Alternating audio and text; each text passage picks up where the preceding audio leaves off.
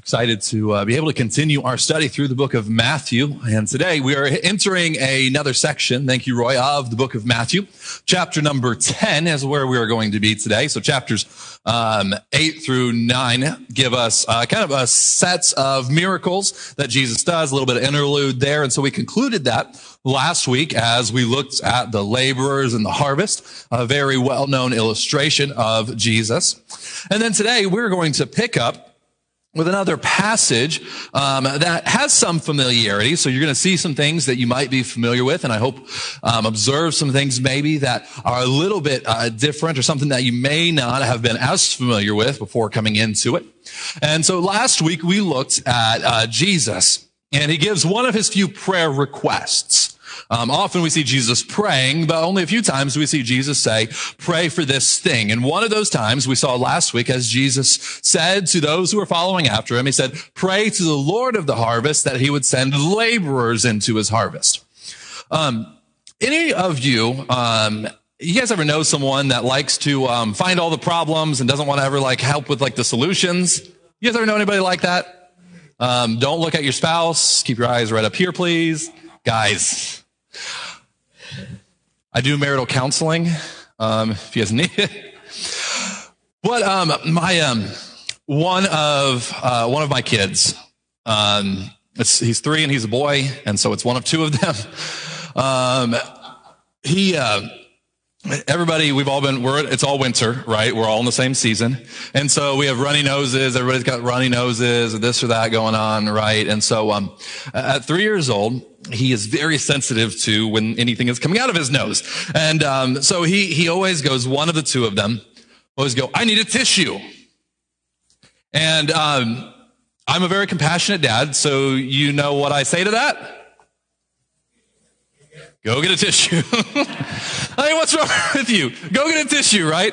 And so even this morning, he did that very thing. He did that very thing here this morning. And we have some tissues up front. And I was like, buddy. And he looked around and so he went to get the tissue. And then brought it to Dad to help him blow his nose, right? Because there's something magical about when Dad holds the tissue. I don't know what it is. But oftentimes that's how kids are. And then sometimes that's how we can be, right? Where we like to bring up, here's this problem. And Jesus in chapter number 9, he points out this problem that's taking place. He says, we have a harvest that's in front of us, and it's a great harvest. It's a bountiful harvest. Plentiful. There's enough to go around. But then he gives a problem, which we discussed last week. He said the laborers are few. There aren't enough people to go out into those harvest fields to bring all of this harvest in. But as we know Jesus, as we look at Jesus, one of the things Jesus doesn't do is say, hey, you go do these things and not participate. And so in chapter number 10, we find immediately after saying, pray to the Lord of the harvest that he would send forth laborers. We find Jesus going and calling and commissioning laborers into that harvest field. And so chapters 9 and 10 connects beautifully as we look at verse number 1 of chapter 10. Watch what takes place. And he called to him, speaking of Jesus, his 12 disciples and gave them authority over unclean spirits to cast them out, and to heal every disease and every affliction. And so here, what does Jesus do when he saw the need for laborers? What does Jesus do when he saw the need for laborers? He goes out and he calls them. And the first thing that we see here, the first piece of information we have about them is that this verse calls them his 12 disciples. Now, we may hear throughout the Bible or throughout conversation, this same group of people referred to a few different ways. The first way that we hear them called is we hear them called the disciples, and that's the word that is used here. This word for disciple, it simply means this. It means a follower. One who follows after. And in fact, this is the most common word used to describe followers of Jesus within the New Testament. The single most common word used to describe followers of Jesus in the New Testament.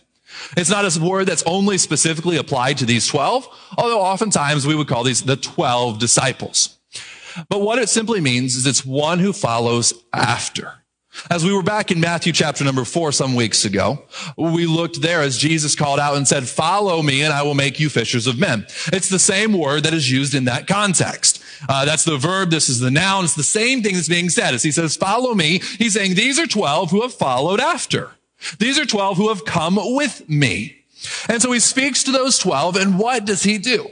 Immediately, he gives them authority to do the things that he had been doing. For 2 chapters now, in fact, 9 series of miracles, we see Jesus casting out demons, healing sick, calming storms, doing these things over and over and over again. And now he comes to these disciples who have watched him do this, and he says, "Hey, I'm giving you the authority to do the same thing." But they're not just doing the same thing following after Jesus. You see, being a follower of Jesus doesn't just mean that we follow after him and that we're always safe in the comfort of exactly where we are. It doesn't mean that we get to stay put, but in fact, there's another word used to describe this group in verse number 2. So in 2 verses, he calls this group, Matthew does, 2 different things. And so he says the 12 disciples in verse 1, but then watch verse 2. The names of the 12 apostles are these. Now the word apostle, can anyone tell apostle's a different word than disciple? Sometimes we use these interchangeably referring to these men, but these are 2 very different words that mean very different things. Because an apostle is not one who follows after. An apostle is one who is sent. One who is sent out. Understand this with me. Followers of Jesus are sent out. We're going to press into that more in here in just a few minutes. But I want to plant that seed early on. Because if we follow after Jesus, it requires being sent out. The 2 do not exist without each other. So 2 sides of the same coin, 2 words used to describe the same group of people here. But now I want to look at this list that he gives us. Because he says the names of the 12 apostles are these. Now, as we look at this, I want you to understand this is not necessarily the calling of these apostles and these disciples, or what the New Testament often refers to these as consistently as the 12. And so this is not the calling of the 12 as much as this is a list of those who had been called by Jesus already. And so now Matthew is listing these, and he lists, beginning with the first, Simon, who is called Peter. If you were with us back about a year ago, we went through a study of the book of 1 Peter. This is that same Peter here that is a follower of Jesus. And Andrew, his brother. James, the son of Zebedee, and John, his brother. So we have 4 that are named here, 2 sets of brothers. Does anyone happen to know what the occupation of all 4 of these men was before Jesus called them? They were fishermen. So they were very wealthy, never got dirty, never went home smelling like things that their wives didn't want them smelling like. That never happened, right? These are fishermen. These are ordinary guys. Verse 3, we continue with this list. Philip and Bartholomew, Thomas and Matthew, the tax collector, James, the son of Alphaeus, and Thaddeus, Simon the Zealot, and Judas Iscariot, who betrayed him. And so who is in this list? Who are the people that we know about in this list, occupationally speaking? Well, we know those 4 who are all fishermen. We know of Matthew, who also had a big illustrious job and everyone loved him. He was a tax collector, right? The celebrities of our culture. No, he's a tax collector, which then was even worse than it is now, if you can believe that. But what we have is we have these men, and then we also have, this is incredible here. We have at verse number 4, Simon the Zealot. Zealots were a political group of people who were sold on ridding Israel of the Roman occupation. So you have in this group Matthew, a tax collector who works for the Romans, and Simon, a zealot who wants to get rid of all the Romans. You wonder how those journeys from one town to another had to be, right? You wonder what conversations came up at the dinner table between Matthew and Simon. We don't know a lot of the occupations of these men outside of those we just talked about. That's about half of them. But you know what we do observe very quickly as we look at these men? Who does Jesus pick to be the 12 that will initiate the laborers in this harvest, this plan that he has to reach the world. What kind of men are these 12 that we come and that we observe?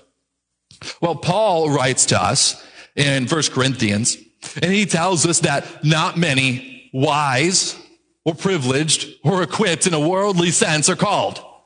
God doesn't go around calling the people that are the most brilliant or that are have all of the talent and all of the ability and all of the charisma. Those aren't the ones that God says, you know what, I'm going to target them and I'm going to get those people to follow after me.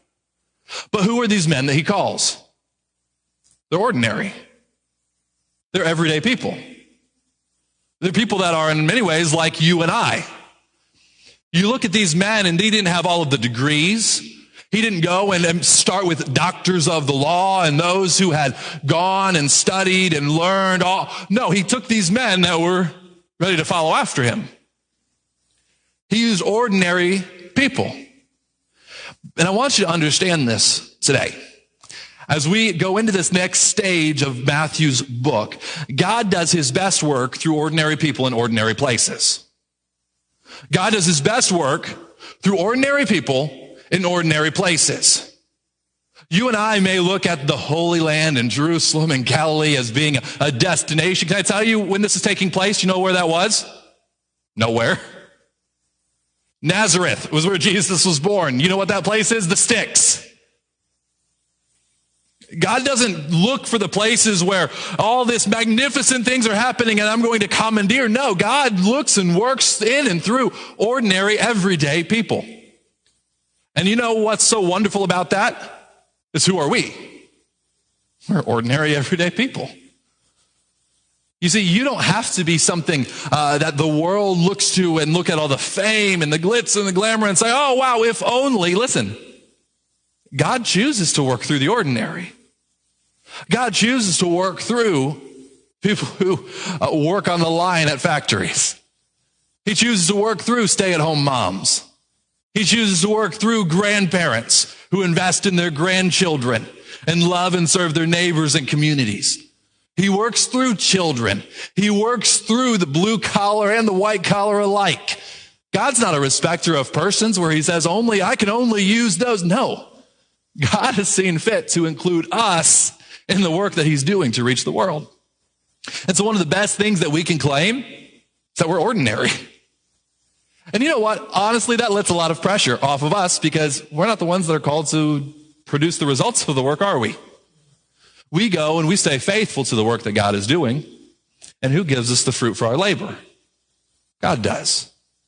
And so we see God beginning this work, and he doesn't begin this work by going to the doctors of the law. He doesn't begin this work by going to the high priest and saying, hey, won't you just be a follower of mine, and grabbing all the leaders of the Pharisees. We're going to find eventually he would call Paul, who was one who had studied and one who had a lot of education.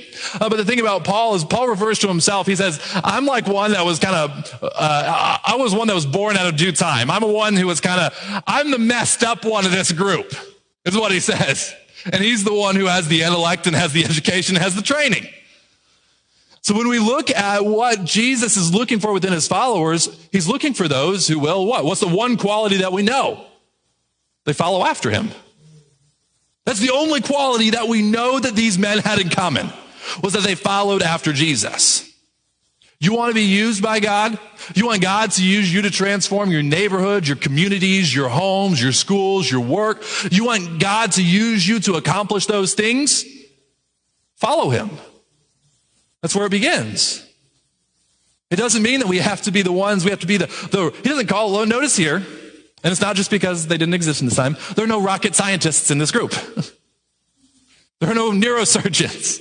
Now, I'm not telling you if you're a rocket scientist or a neurosurgeon, God can't use you. All right? I'm glad you're here as well. All right? Don't feel attacked. But listen, God does his work in the ordinary. God does his work in the everyday. Because God doesn't need all the wisdom of the world to accomplish his goals and his tasks. God doesn't need all of the permission of those who are in authority to accomplish what he's trying to accomplish. And that's a beautiful thing for you and I who are ordinary. And so we see God beginning to work through these ordinary men and women. It actually reminds me of a story that you find in the Old Testament, a story about a man by the name of Naaman. And Naaman was a commander in one of the ancient armies of a large, important nation. And Naaman one day was diagnosed with leprosy. If you're familiar with leprosy, leprosy is a disease today known as Hansen's disease. And leprosy begins to eat away at your body, literally speaking. Your body will begin to die starting at the extremities, working its way inwards. So eventually it will take your life if not treated. Today we treat through antibiotics, but antibiotics were not, they were not discovered yet as of this time. And so this was a death sentence for Naaman. And one day, a little Jewish girl who he had taken as a servant in his home told him about a man who was healing people in Israel.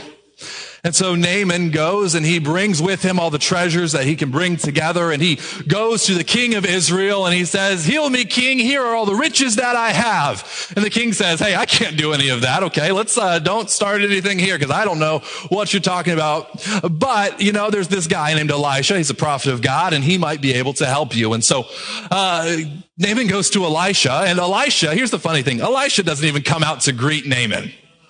Elisha, this prophet of God, sends one of his servants out to greet Naaman. And so this guy that works for him comes out to see the really important guy. And so he's like, "Hey, is your boss around here somewhere?"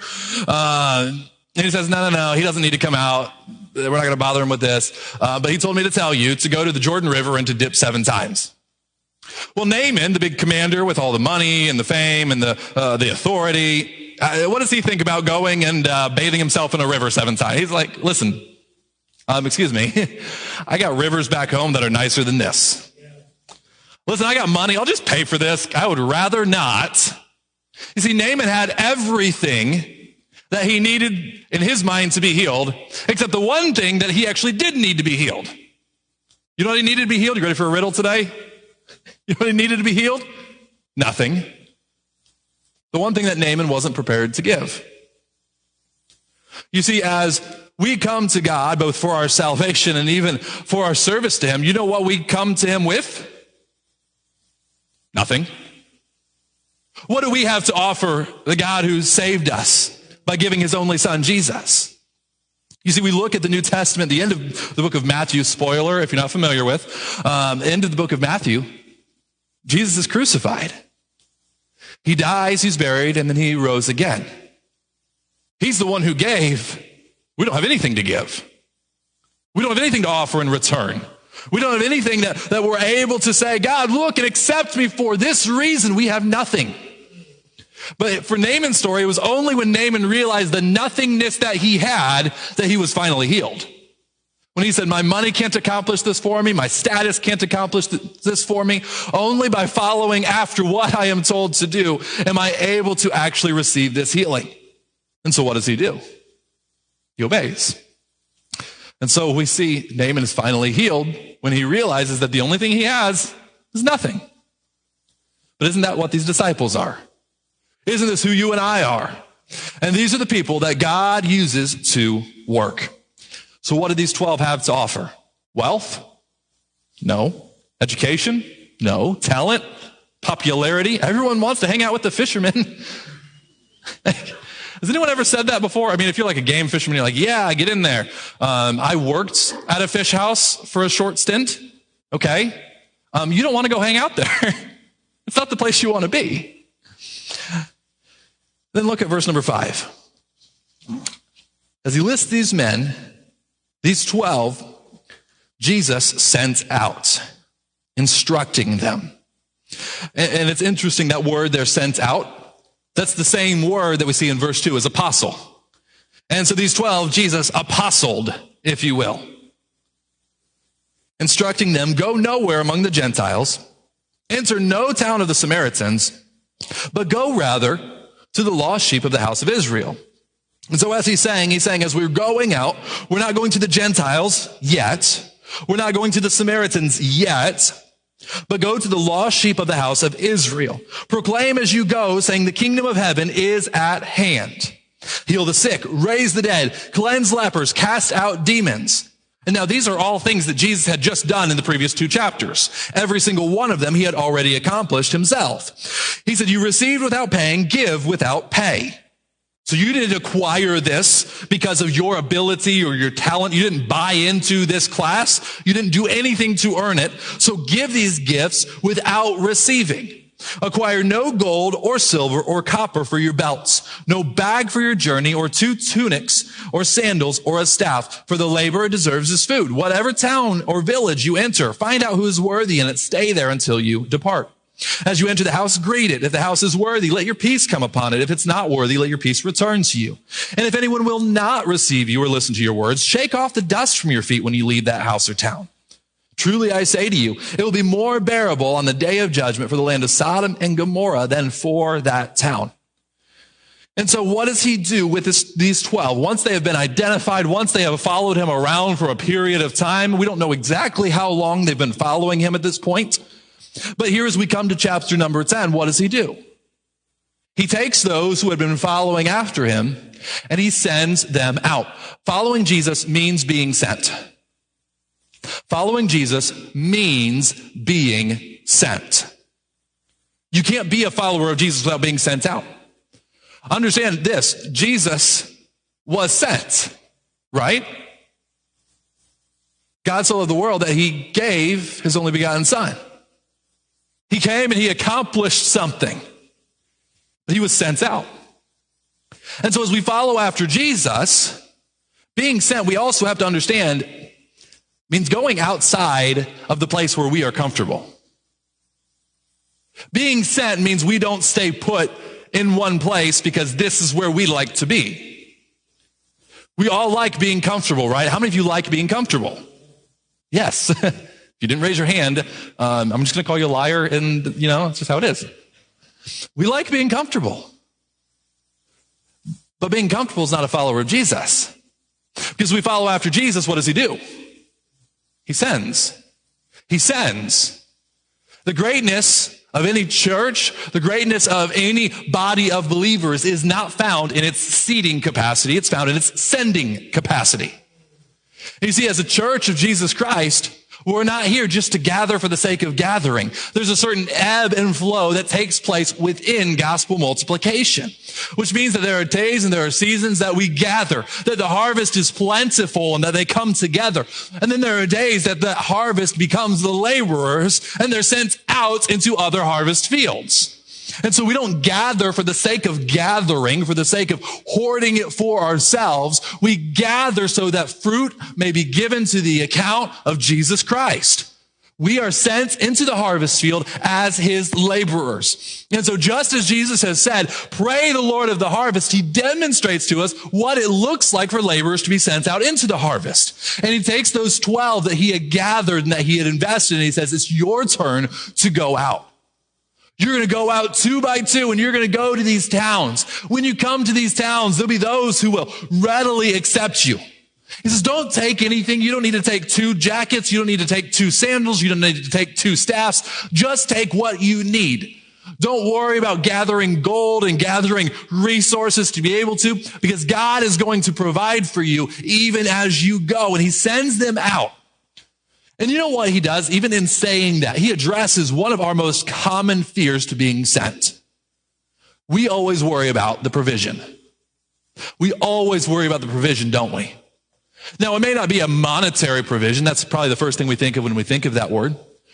But we think, if I'm being sent to my neighbor, what am I going to say? What am I going to do? How do I initiate this conversation? How do I begin to demonstrate the love of God to this person? They're going to think I'm crazy. Can I say this? They probably will, because you probably are.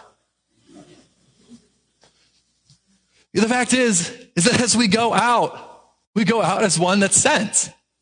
We go out as one who is an apostle. But the fact is as we go, he provides.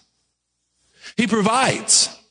And so as these men went out, he said, don't even bother with the preparation here. I'm telling you right now that just take the coat on your back, take the shoes on your feet. They'll take care of your food. I will make sure you are cared for. Go and do the thing that I've sent you to do. But we look at that, and that makes us all a little uneasy, doesn't it? That makes us all a little bit unsettled, doesn't it? Going and trusting in a provision that we're not able to see or touch or feel tangibly. What's wrong with you? But that's where we are. But at the same time, when we look at what faith is, when we look at what takes place and what's happening here, we have to understand that if we are not living a life that leaves us a little bit uncomfortable, if we're not doing things that we don't think we can accomplish on our own, we probably aren't living by faith. What's the thing in your life that you look at and you say, I can't do this by myself? If there's not a thing, can I push back on you a little bit? Hey, that's what faith is. Faith is saying, I don't know how it's going to be taken care of, but I'm going to do it anyways. Faith is saying, I'm going to step into a situation that is unknown, but I'm going to step into it anyways. If you're staying within your comfort zone and you're never going out past it, that's not a life of faith. Faith is absent from that. The Bible teaches us that the things that aren't of faith, that's sin. We're called to follow. And following means we might not always know where we're going.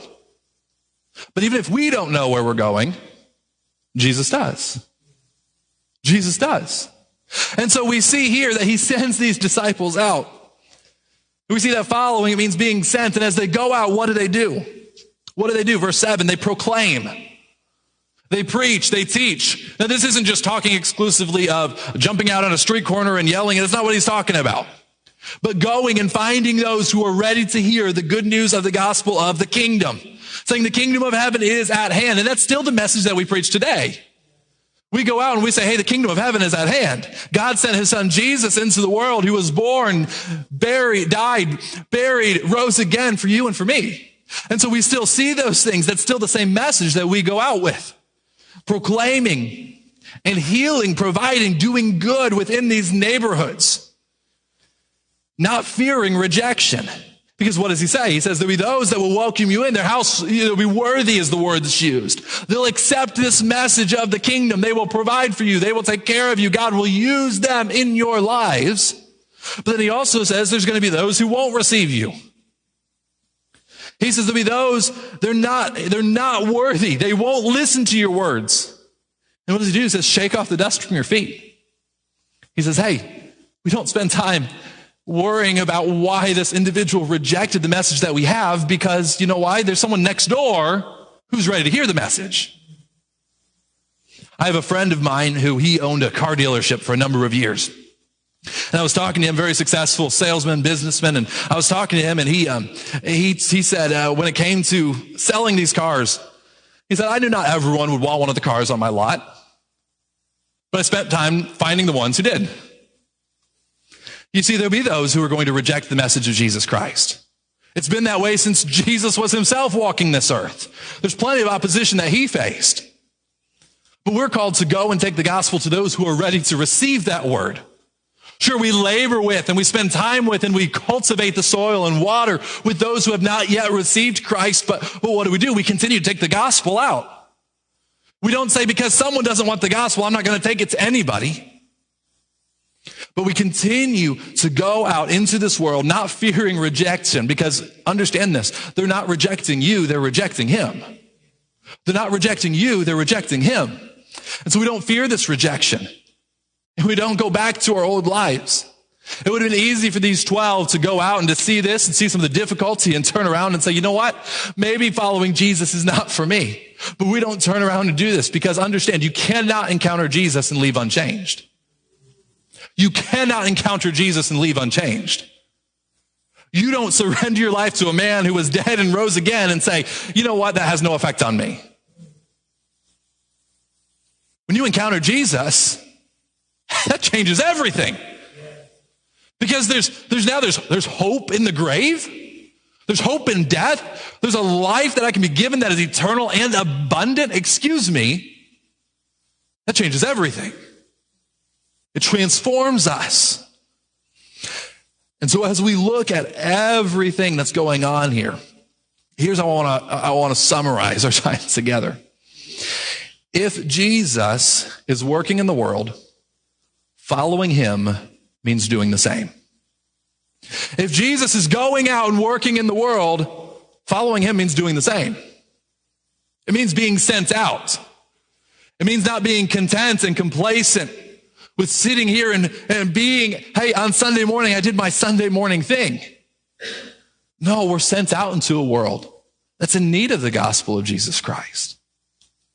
And I believe that there are those, every week we want to be careful to not assume that just because you're in church, you're a Christian. And so today, there may be those in here who you've never placed your faith in Jesus Christ. We're glad that you are here.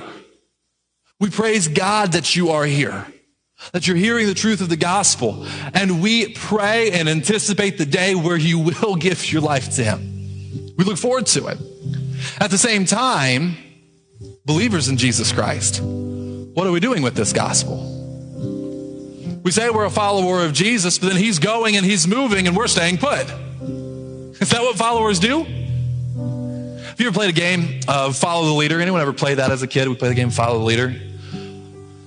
And the leader does one thing, and then the people following, they do the same thing, and you're supposed to follow this leader as they walk around whatever space you're in.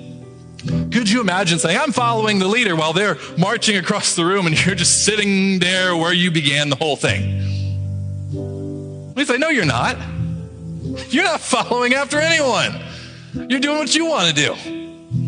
Understand this, when we follow after Jesus, Jesus sends out those who follow after him. Because Jesus goes and Jesus does. And Jesus, he doesn't, we don't see in the New Testament, we don't see him just sitting still. Sure, he came aside and he rested. There were those seasons of it. That's not what I'm saying, but I am saying this. Jesus isn't complacent when he looks at the multitude. He doesn't say, you know what, that multitude really, they look kind of like sheep without a shepherd, but it's okay. No, he says, pray the Lord of the harvest. Then he goes and he calls laborers and sends them into the harvest. And the same thing that was true for these apostles in the first century is true for you and for me. If we're a follower of Jesus, we're sent into the harvest field. Now, your harvest field probably looks a little different than my harvest field. Probably looks different than the harvest field of the person beside you. God has placed you where you are for a reason and for a season. And he has not placed anyone else there. You see, no one else in this room has the same neighbors that you have, has the same family that you have, has the same people that they work with and they spend time with, and no one else has those same connections that you have. You've been sent there. Go there. Be there with the gospel of Jesus Christ. Because as he calls us to follow, following Jesus means being sent, not staying put. So where is God calling you to increase your faith today?